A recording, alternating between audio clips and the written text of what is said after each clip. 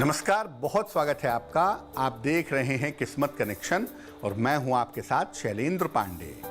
आज हम बात करेंगे नव दुर्गा के 5वें स्वरूप के बारे में और उनकी महिमा के बारे में। बात करेंगे आपके राशियों की और आपके सवाल का जवाब भी देंगे। तो चलिए कार्यक्रम की शुरुआत करते हैं और सबसे पहले जानते हैं गुड लक।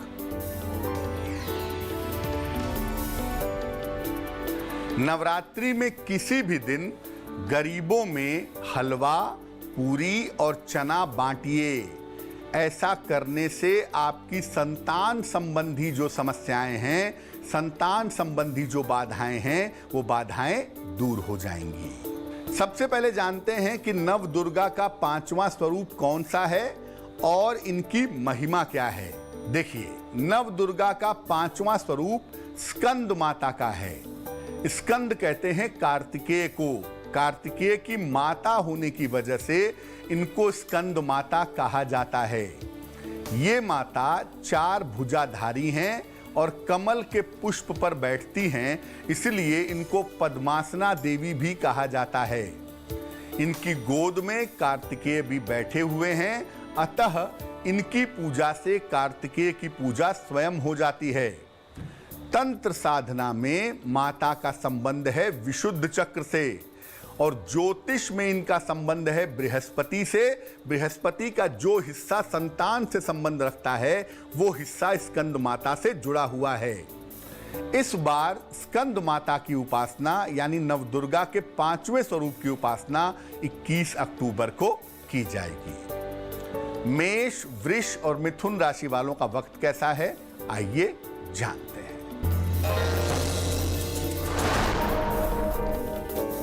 मेष राशि, रुके हुए काम पूरे होंगे, धन की प्राप्ति होगी, यात्रा के योग बने हुए हैं। शुभ रंग पीला और भाग्य होगा 75%।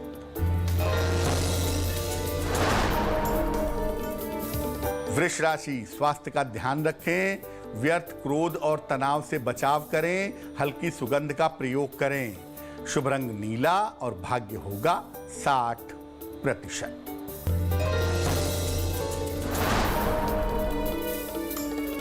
मिथुन राशि, परिवार में खुशहाली आएगी, विवाह तय हो सकता है, शिक्षा प्रतियोगिता में सफलता मिलेगी। शुभ रंग आसमानी और भाग्य होगा 70%। अब जानते हैं कि स्कंद माता की पूजा से किस तरह के विशेष लाभ हो सकते हैं और इनका पूजा विधान क्या है। देखिए, स्कंद माता की पूजा से संतान की प्राप्ति सरलता से हो सकती है। इसके अलावा अगर संतान की तरफ से कोई कष्ट है तो वो भी समाप्त हो सकता है। स्कंद माता की पूजा जब भी आप करें, प्रार्थना करें, तो उन्हें पीले फूल अर्पित करें और पीली चीजों का भोग लगाएं। अगर पीले वस्त्र धारण करके इनकी पूजा करें तो इसके परिणाम बड़े सुंदर होंगे और पूजा करने के बाद संतान से संबंधित जो प्रार्थना है वो करनी चाहिए, वो प्रार्थना पूरी हो जाती है। कर्क, सिंह और कन्या राशि वालों का वक्त कैसा है, आइए जानते हैं। कर्क राशि, काम में व्यस्तता रहेगी, व्यर्थ के विवाद हो सकते हैं, धन लाभ के योग हैं। शुभ रंग सुनहरा और भाग्य होगा 65%।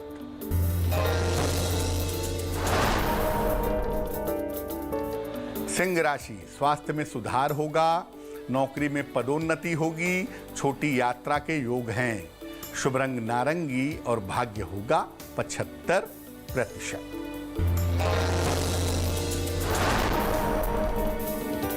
कन्या राशि, करियर में लापरवाही न करें, वाहन सावधानी से चलाएं, क्रोध से बचाव करें। शुभ रंग सफेद और भाग्य होगा 60%।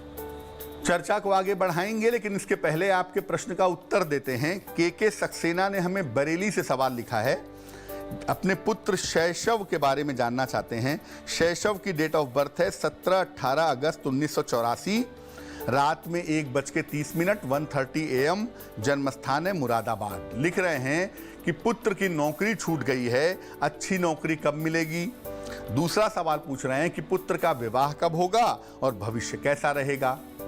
देखिए सक्सेना जी, आपका पुत्र शैशव जो है उसकी कुंडली है मिथुन लग्न की और राशि बनती है मेष। महादशा इस समय चंद्रमा की है और अंतरदशा इस समय शुक्र की चल रही है।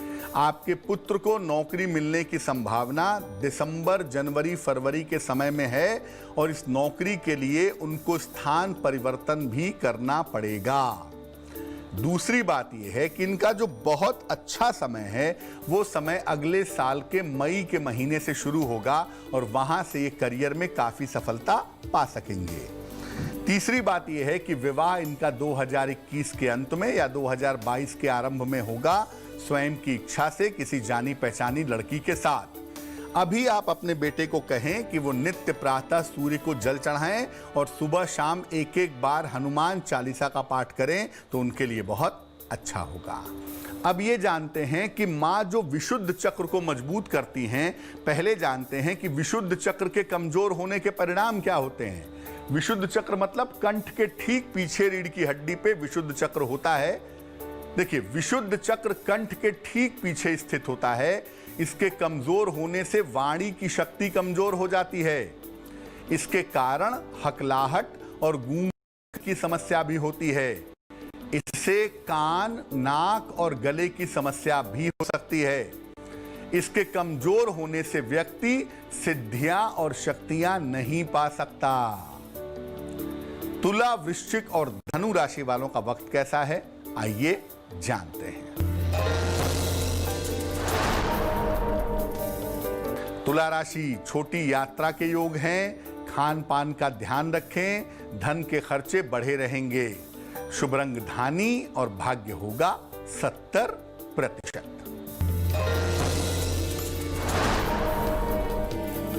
वृश्चिक राशि, करियर में सुधार होगा, संपत्ति की समस्या हल होगी, धन लाभ के योग हैं।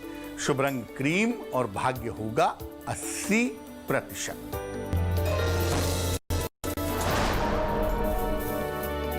धनु राशि, करियर में लाभ की स्थितियां बन रही हैं। कोई रुका हुआ काम पूरा होगा, मान सम्मान मिलेगा। शुभ रंग लाल और भाग्य होगा 90%।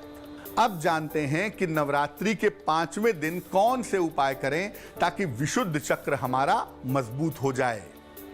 रात के समय देवी के सामने आसन पर बैठिए, एक घी का दीपक जलाइए, देवी को लाल चंदन का तिलक लगाइए और वही चंदन का तिलक अपने कंठ पर लगाइए।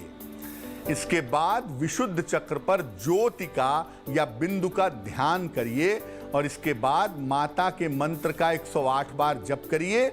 सबसे अच्छा मंत्र होगा ऐं ह्रीं क्लीं चामुंडाय विच्चे।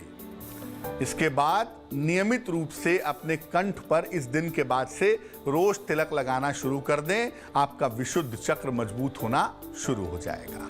मकर, कुंभ और मीन राशि वालों का वक्त कैसा है, आइए जानते हैं। मकर राशि, जल्दबाजी में निर्णय न लें, करियर में लापरवाही न करें, परिवार में विवादों से बचें। शुभ रंग हरा और भाग्य होगा 60%। कुंभ राशि, धन लाभ के योग हैं, मान सम्मान बढ़ेगा, दिन भर दौड़ भाग रहेगी। शुभ रंग बैगनी और भाग्य होगा 70%।